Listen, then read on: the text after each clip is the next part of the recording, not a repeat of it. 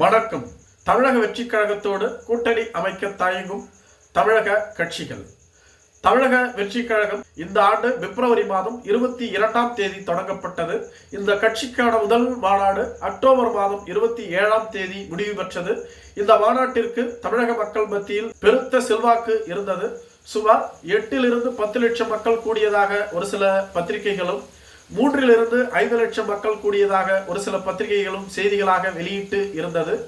மேலும் தமிழக வெற்றிக் கழகத்திற்கு மக்கள் மத்தியில் பெருத்த ஆதரவு உள்ளது. வரும் தேர்தலில் வெற்றி பெற்று ஆட்சி அமைப்போம் என அக்கட்சியினர் கூறி வருகிறார்கள். அதே சமயத்தில் ஒரு சில கருத்து கணிப்புகளோ, குறிப்பாக குமுதம் கருத்து கணிப்பில் விஜய் அவர்களின் தமிழக வெற்றிக் கழகத்திற்கு 30% மக்கள் ஆதரவு அளிக்கிறார்கள் என்று கூறுகிறார்கள். அதிலும் குறிப்பாக பெண்கள் அதிக அளவு ஆதரவு அளிக்கிறார்கள் என்று கூறுகிறார்கள். ரங்கராஜன் பாண்டே அவர்கள் நடத்திய கருத்து கணிப்பில் அதிமுகவிற்கும் தமிழக வெற்றிக் கழகத்திற்கும் ஒரே அளவு மக்கள் ஆதரவு அளிக்கிறார்கள். குறிப்பாக இரு கட்சிகளுக்குமே 23% ஆதரவு மட்டுமே உள்ளது என்று கூறியுள்ளார். அப்படி பார்க்கும் பொழுது விஜய் அவர்களுக்கு தமிழக மக்கள் மத்தியில் பெருத்த ஆதரவும் செல்வாக்கும் உள்ளது. ஆனால் இந்த ஆதரவையும் செல்வாக்கையும் வைத்துக் கொண்டு வெற்றி பெற்று ஆட்சி அமைத்து விட முடியாது. விஜய் ஒரு வலிமையான கூட்டணியை உருவாக்கினால் வேண்டுமென்றால் அதை நிகழ்த்தி பார்க்கலாம், இல்லை என்றால் அதற்கு வாய்ப்பு இல்லை என்றுதான் அரசியல் விமர்சகர்கள் கூறி வருகிறார்கள். மேலும் விஜய் அவர்கள் தனது மாநாட்டின் பொழுது தங்களது தலைமையை ஏற்று தங்களோடு கூட்டணி அமைப்பவர்களுக்கு ஆட்சி அதிகாரத்திலும் பங்களிப்போம் என்று கூறியிருந்தார். அதற்காக விடுதலை சிறுத்தைகள் கட்சி தமிழக வெற்றிக் கழகத்தோடு கூட்டணி அமைக்கும் என்றும் எதிர்பார்த்தது. ஏனெனில் விடுதலை சிறுத்தைகள் கட்சியினுடைய துணை பொதுச் செயலாளர்களில் ஒருவராக செயல்பட்டு வந்த அர்ஜுன் ஆதவ் அவர்கள் தமிழக வெற்றிக் கழகத்தோடு நல்ல புரிதலோடு இருந்து வந்தார். மேலும் அம்பேத்கர் அவர்கள் தொகுத்த கட்டுரைகளை ஒருங்கிணைத்து அம்பேத்கர் அனைவருக்குமான தலைவர் என்ற புத்தகத்தை வெளியிட்டிருந்தார். அந்த புத்தக வெளியீட்டு விழாவிற்கு விஜய் அவர்களை அழைத்திருந்தார், திருமாவளவன் அவர்களையும் அழைத்திருந்தார். ஆனால் திமுக அரசாங்கம் கொடுத்த அழுத்தத்தின் காரணமாக திருமாவளவன் இறுதி நேரத்தில் வர முடியாது என வெளியேறிவிட்டார். விஜயோடு ஒரே மேடையில் பங்கேற்றார் விடுதலை சிறுத்தைகள் கட்சியினுடைய துணை பொதுச் செயலாளரான திரு அர்ஜுன் ஆதவ் அவர்கள். இதனால் தான் அவர் கட்சியில் இருந்தும் இன்று வெளியேற்றப்பட்டு விட்டார். தமிழக வெற்றிக் கழகத்திற்கும் விடுதலை சிறுத்தைகள் கட்சிக்கும் கூட்டணியை ஏற்படுத்தத்தான் அர்ஜுன் ஆதவ் முயற்சி செய்தார் என்று கூறப்படுகிறது.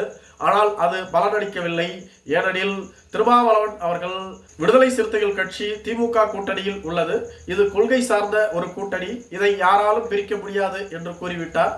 மேலும் தேமுதிக தற்பொழுது வரையிலும் அதிமுக கூட்டணியில் தான் உள்ளது, அதிலிருந்து வெளியேறி விடுவோம் என்று அவர்கள் இதுவரையிலும் கூறவில்லை. அதே சமயத்தில் தமிழக வெற்றிக் கழகத்திற்கு ஆதரவு கொடுத்த ஒரே கட்சி புதிய தமிழகம் கட்சி. அந்த கட்சிக்கு பெருத்த வாக்கு வங்கி இல்லை என்பது அனைவருக்கும் தெரியும். மதிமுகவும் விஜய் கருத்துக்கு மாறுபட்டு உள்ளது. மன்னராட்சி என்பதை எதிர்க்கின்றோம், மேலும் ஆட்சி அதிகாரத்தில் பங்கு என்பதையும் எங்களால் ஏற்றுக்கொள்ள முடியவில்லை, இது சாத்தியமில்லை என்று கூறிவிட்டார்கள். இதே போன்று காங்கிரஸ் கட்சியின் மாநில தலைவரான திரு செல்வ பெருந்தகை அவர்களும் விஜய் கூறுவதை எல்லாம் ஏற்றுக்கொண்டிருக்க முடியாது, புதிதாக நடிகர்கள் வந்து கட்சி தொடங்குவார்கள், அவர்களை நம்பி நாங்கள் கூட்டணிக்கு செல்ல முடியாது, கமலஹாசன் கட்சி தொடங்கினார், விஜயகாந்த் கட்சி தொடங்கினார், அவர்களது கட்சியினுடைய நிலை என்ன என்பதை எங்களுக்கு தெரியும் என கூறியிருந்தார்கள். இவ்வாறு தமிழகத்தில் உள்ள பல பெரிய அரசியல் கட்சிகள் விஜய் அவர்களின் தமிழக வெற்றிக் கழகத்தோடு கூட்டணி அமைக்க தயக்கம் காட்டுவதாக கூறப்படுகிறது. மேலும் பாட்டாளி மக்கள் கட்சியும் விஜய் அவர்களின் கட்சியோடு கூட்டணி அமைக்காது என்று கூறப்படுகிறது. வன்னியர் சங்க அமைப்புகளும் இதையே தான் கூறி வருகிறது. ஏற்கனவே தமிழக வெற்றிக் கழகத்தினுடைய ஆங்கில பெயர் TVK என்று உள்ளதால் தமிழக வெற்றிக் கழகம் ஆரம்பிக்கப்பட்ட போதே TVKவின் தலைவரான திரு வேல்முருகன் அவர்கள் இதனை எதிர்த்திருந்தார்.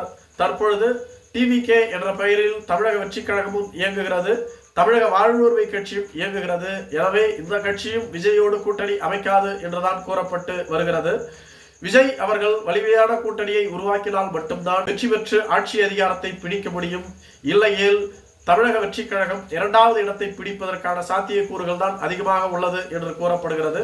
மேலும் அதிமுகவோடு பாரதிய ஜனதா கட்சி, பாட்டாளி மக்கள் கட்சி, தேமுதிக கூட்டணி அமைத்தால் 2வது இடத்தையும் அவர்கள் தட்டி பறிப்பார்கள் என்று கூறப்படுகிறது. காலம்தான் இதற்கு பதில் கூற வேண்டும். நன்றி.